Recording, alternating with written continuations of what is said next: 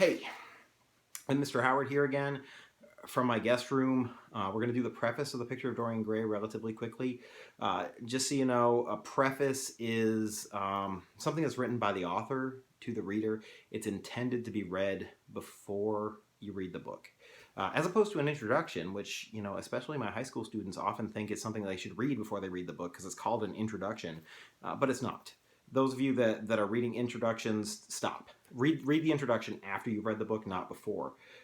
It's usually written by some academic, and the academic is giving you some insight into the story, so it's full of spoilers, and it doesn't really make sense unless you've read the story, ideally more than once.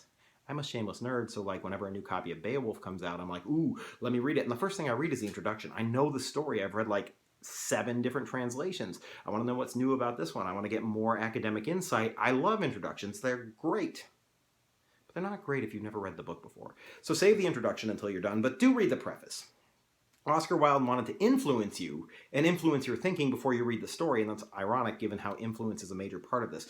But anyway, we're going to hear his manifesto on artistic thought. The artist is the creator of beautiful things. I'm just going to read the whole thing through, and then we'll stop and go back and look at specific lines. I think that's the easiest way to do it. So let me start again. The artist is the creator of beautiful things. To reveal art and conceal the artist is art's aim. The critic is he who can translate into another manner or a new material his impression of beautiful things. The highest as the lowest form of criticism is a mode of autobiography. Those who find ugly meanings in beautiful things are corrupt without being charming. This is a fault. Those who find beautiful meanings in beautiful things are the cultivated. For these there is hope. They are the elect to whom beautiful things mean only beauty. There is no such thing as a moral or an immoral book. Books are well written or badly written, that is all. The 19th century dislike of realism is the rage of Caliban seeing his own face in the glass. The 19th century dislike of romanticism is the rage of Caliban not seeing his own face in a glass.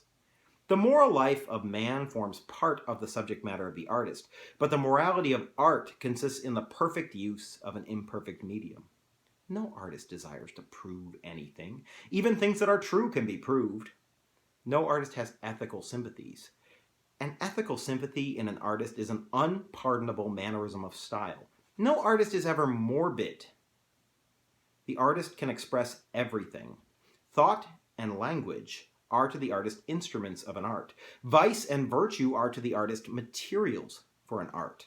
From the point of view of form, the type of all the arts is the art of the musician. From the point of view of feeling, the actor's craft is a type. All art is at once surface and symbol. Those who go beneath the surface do so at their peril. Those who read the symbol do so at their peril. It is the spectator and not life that art really mirrors. Diversity of opinion about a work of art shows that the work is new, complex, and vital. When critics disagree, the artist is in accord with himself. We can forgive a man for making a useful thing as long as he does not admire it. The only excuse for making a useless thing is that one admires it intensely. All art is quite useless. Oscar Wilde. So there's a lot of stuff in this little artistic manifesto that's worth reading and understanding. First, to reveal art and conceal the artist is art's aim. Oscar Wilde seems to be saying that good art conceals the artist entirely, and that art is not a mode of autobiography. A good artist hides themselves within the work so that it's unintelligible in that way. I think that's interesting, given what Basil says about the painting in a few minutes as we start reading the story. We'll talk about that later. I like this line, the critic is he who can translate into another manner or a new material his impression of beautiful things, and that the highest as the lowest form of criticism is a mode of autobiography. He's talking about critics. Obviously, he's a playwright, so he had a lot to do with critics during his life. But a good critic being able to translate, essentially, into another manner his impression of beauty. That's what teachers do. That's my job. I got to read this thing, which I think is a beautiful thing, and I've got to translate it and make it intelligible to you, to make it matter to your everyday life, even though maybe it doesn't. And so a good critic and a good teacher, translator, change the mode of something into a way that it's meaningful and discernible to other people. Also, the highest as the lowest form of criticism is a form of autobiography. In order for me to make my teaching exciting, this says to me that I have to attach it to my own life. I need to tell my own story through this story to make it meaningful to you. that's interesting. But it's also the lowest form of autobiography. So what am I doing here? Thanks, Oscar Wilde. He's ambivalent in so many ways. It's ambiguous. You don't know. Um, let's see, what else does he say in here that I think is worth talking about? Well, his viewpoint on art comes across. People who find beautiful meanings in beautiful things because it's only beautiful, like art is beautiful because of its beauty. There's nothing more. You don't have to look deeper. You don't have to look beyond the surface. He warns you, if you look beyond the surface, you're looking beyond the surface at your own peril. There's a danger in romanticism. There's a danger in symbolism. Love things for what they are, not for what they could be or what they mean to you. I think that's interesting. He also talks about, we talked about this in the last lecture, the idea of Caliban, that allusion to the Tempest, and Victorian society hating realism because it's too real, and romanticism because it's too fake, and never being happy with anything. I like the idea that he says there's no such thing as a moral or an immoral book. Books are well written or badly written, that is all. Yeah, except that this book was called an immoral book during its day and used in a trial against Oscar Wilde, so... And I say it's a moral book, when you see what happens to the characters, when you read everything that goes on. And I think that's a highly ironic line. And I think it's funny that he put it at the beginning, and then to see what happened with his book later. So I think there's that. Let's see. He says, vice and virtue are to the artist materials for an art.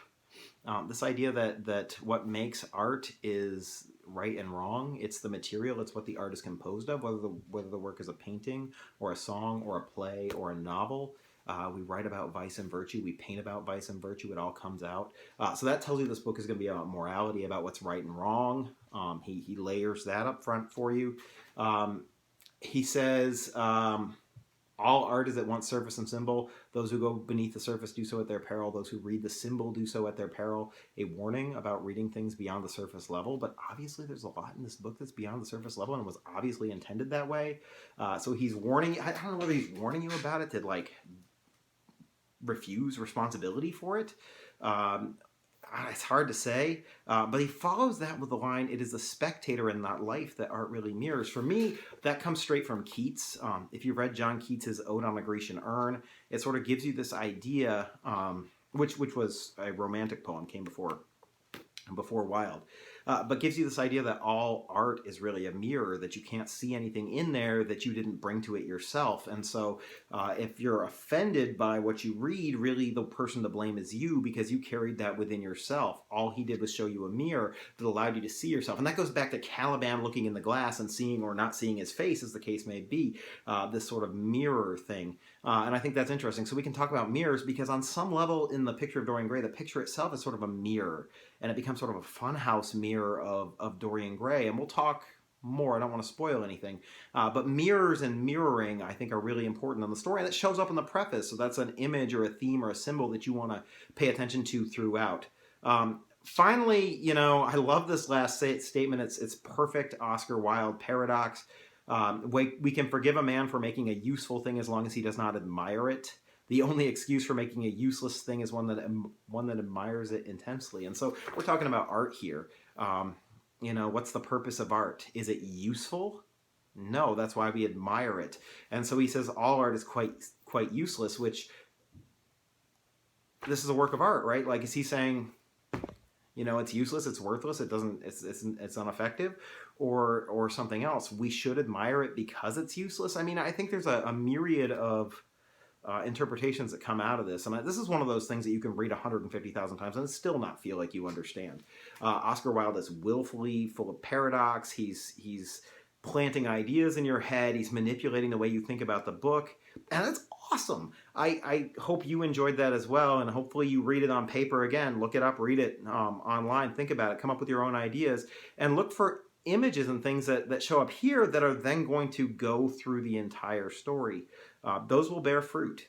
It seems like it's something that's entirely severed from the story, but it's not. It's very connected with themes and images and the sensibilities on art that Basil Hallward the painter have, that Lord Henry Wotton have, stuff like that. I think I mentioned this in class when we read The Importance of Being Earnest, or maybe during Flex, but famously, Oscar Wilde said about the picture of Dorian Gray and the three main characters in it that Lord Henry is who the world thinks he is, Dorian is who he wants to be, but Basil is who he really is. And I think this idea of what society thinks about you versus what you think about yourself and the disconnect between those is also central to the story and comes out in that preface. So I'm going to stop. There's more I can say, but I'm going to stop there, and we'll jump straight into chapter 1. I'll do chapter 1 today, and that'll be the end of my uploads. Again, good to see you. See you in the next video.